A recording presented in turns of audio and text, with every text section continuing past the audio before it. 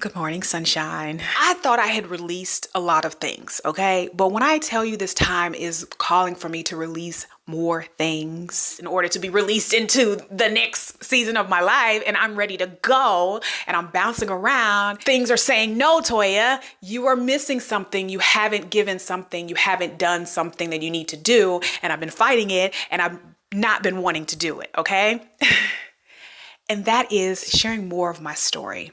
It's hard to share my story because it brings up so much resentment towards my parents. And I feel bad about that. I feel shame around that because I do have great parents. I have wonderful parents. But then at the same time, I have this resentment that I spent years in therapy to try to get over, and how that resentment held me back in so many areas of my life. It affected every single area of my life. My resentment towards my parents affected every single area of my life. I could not grow. I could not move forward because of how I felt and what I held in my heart for my parents. Also, what I held in my heart for myself. The shame around the decisions that I had allowed myself to make or not make in regards to not honoring myself or being true to the path that I needed to take in my life. And I finally have gotten to a point where I am confident and comfortable and at peace with releasing all of that and ready to move forward and to walk in my fullness and in my greatness. But at the same time, I realize I need to share my story, the same story that brings up all of this resentment that I don't want to share, that I'm past and I'm over and I want to let go of so I can move on and stand fully in my greatness. Do you see the frustration I have here? But I realize the way I'm feeling is how many of you are probably feeling as well. And that's more of a reason as to why I need to share my story. I'm going to share what I'm doing right now. And that is having peace around all of these degrees, y'all. I got more in boxes. I was an avid degree seeker because I wanted to make my dad proud. For some reason, my dad's opinions, thoughts, happiness was priority in my life over my own happiness and desires and outcomes and talents and how I felt led in life.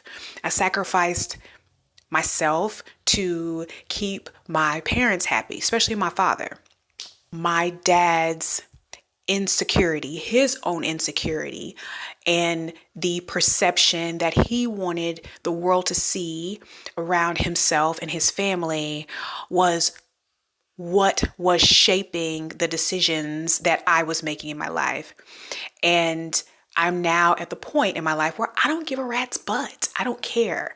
I'm not going to live according to what makes you comfortable anymore. I'm going to send these back to him so he can enjoy them. These are his dreams. These are my father's dreams. They're not mine. Okay.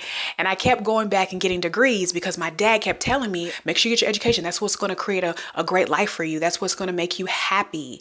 That's, what's going to bring joy to your life. And then I would get a degree and I didn't feel very good. And I didn't feel like ain't much of anything. And I would go back and get another degree. And I'm like, well, my dad said this is going to make me happy. This is what's going to make, me have a life that I love. And this is what's going to, solve all my problems. And then when the second degree didn't do that, I went back and got another degree. And then by the fourth or fifth degree, I looked up and I said, hold up, something's off. This ain't working. And as great as I am today with recognizing patterns, you would have thought I would have recognized this pattern at the time, but I didn't. You know why? Because I was so detached from myself, because I didn't feel like that how I felt was even valid, that I couldn't even notice that this wasn't working and that I needed to move different in my life.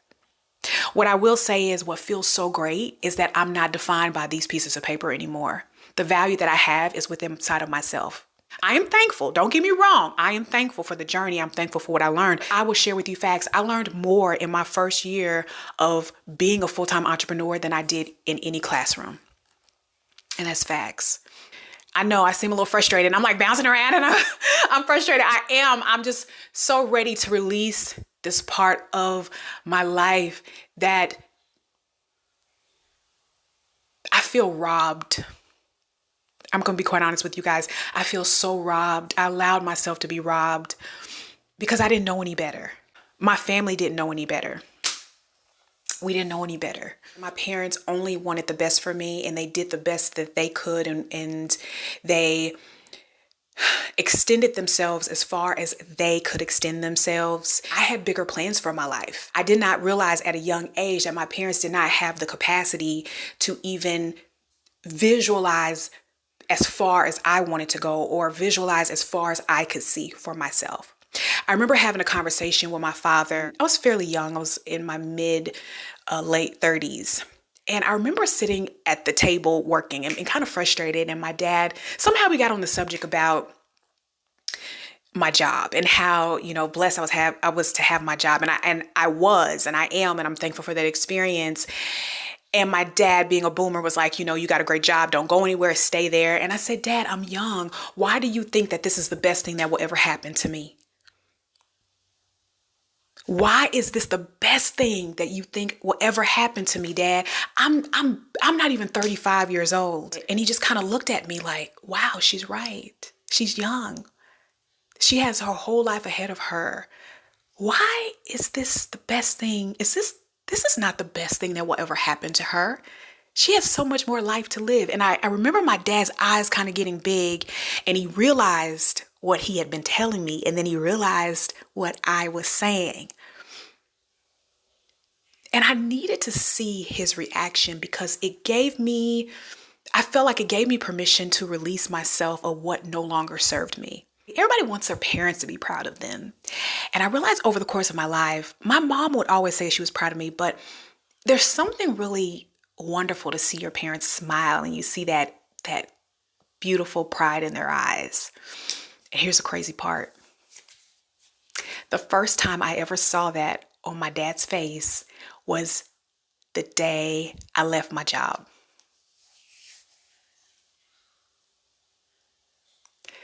That was the first time I saw so much happiness in my father, and so much pride and joy. Was the day I left my job and I decided to walk in my truth and to let go of what no longer served me.